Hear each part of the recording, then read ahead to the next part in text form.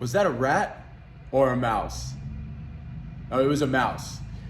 Every time we go on calls for rodents, especially when they're seen inside of a house or inside of any type of structure, our clients are always like, oh, I saw a mouse. It's definitely a mouse. It was really small. Definitely a mouse. Then we end up doing the inspection, and of course, 9 times out of 10, it's going to be rats. What our clients are generally seeing is they'll say, well, it was really, really small, and it darted over here. It's definitely a mouse. Most likely it was a juvenile rat. Rats are the most common rodent, especially the black rat or roof rat here in Southern California and in most urban areas. Roof rats have narrower bodies, narrow snout, and very long tails because, as their common name will tell you, they like to hang out on roofs or higher areas. Roof rats will generally feed on fruit trees, nut trees, garden areas. They are excellent climbers.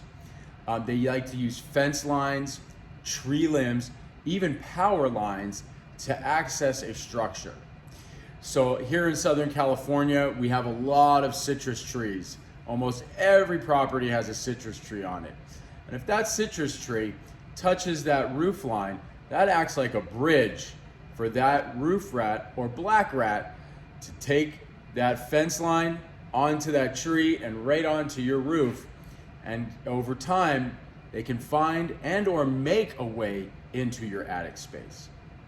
Once that happens, you may not hear it at first, but over time they can begin to harbor and get comfortable and start to breed.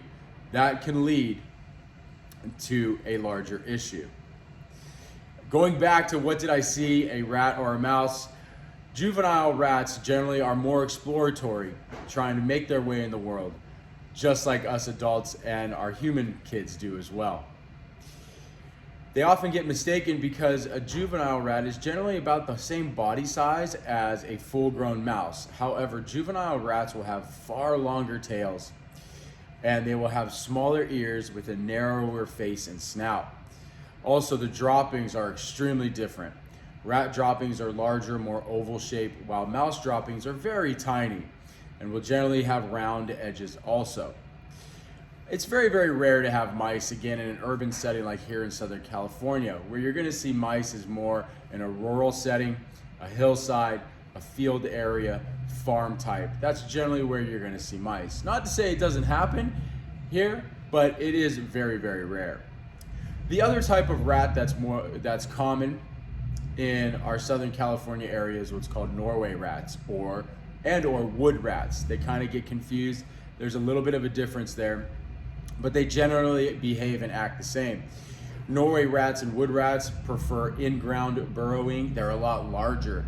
They have shorter tails, stockier face, stockier bodies because they're meant to dig. They live inside of heavy wood piles. They will take harborage in open root systems in trees or larger plants, and they have a lot larger droppings. They generally won't come inside of a structure. They don't feel too comfortable there, except for a crawl space.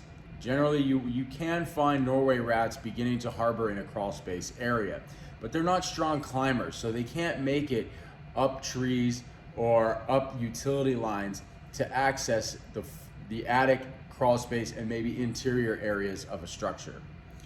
On the other hand, once a black rat or a roof rat makes it into your structure, either the crawl space or the attic, they often won't come inside of the house unless they're stressed.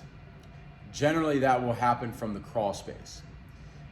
A lot of times your utility lines will lead from the crawl space up into your house.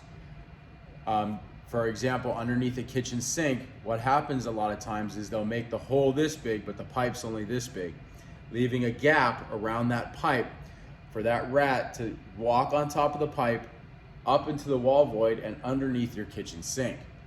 Once they're there, they generally love to harbor in what's called the toe kick area.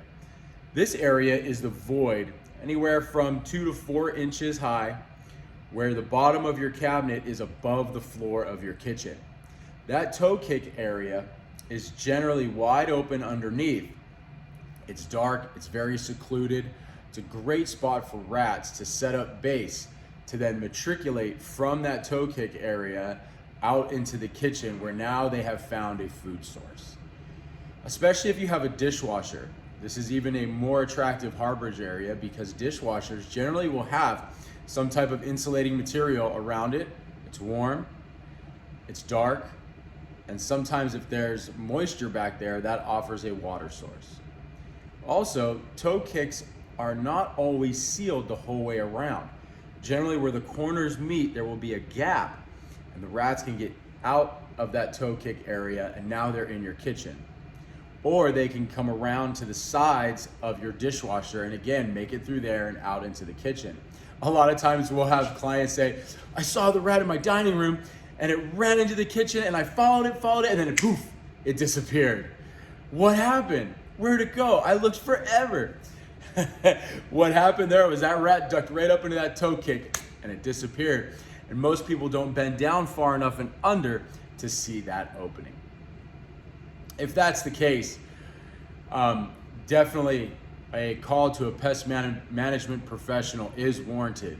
By the time you've had a rat make it that far into your house, that generally will spell some more activity that's been happening for a little bit longer period of time, especially if you're seeing it in the summertime. In the summertime, that generally means that the rats have had a while over the winter to really harbor, get comfortable in that crawl space area, and possibly begin the breeding process. Once breeding has happened, those juveniles can get a little stressed and start to explore on their own. Also, over time, more rats can come into that crawl space. So it's important that we block off how they're entering the structure to begin with. Trap what's inside, block off how they're accessing the interior of your home or building, and begin to do follow-ups to make sure that all of the activity is eliminated. So there's some basic information on the different types of rats, how they act, and what to look for. Feel free to give Versatech Pest Management a call. We are one of the most trusted rodent exterminators and professionals here in the Southern California area, and we look forward to hearing from you.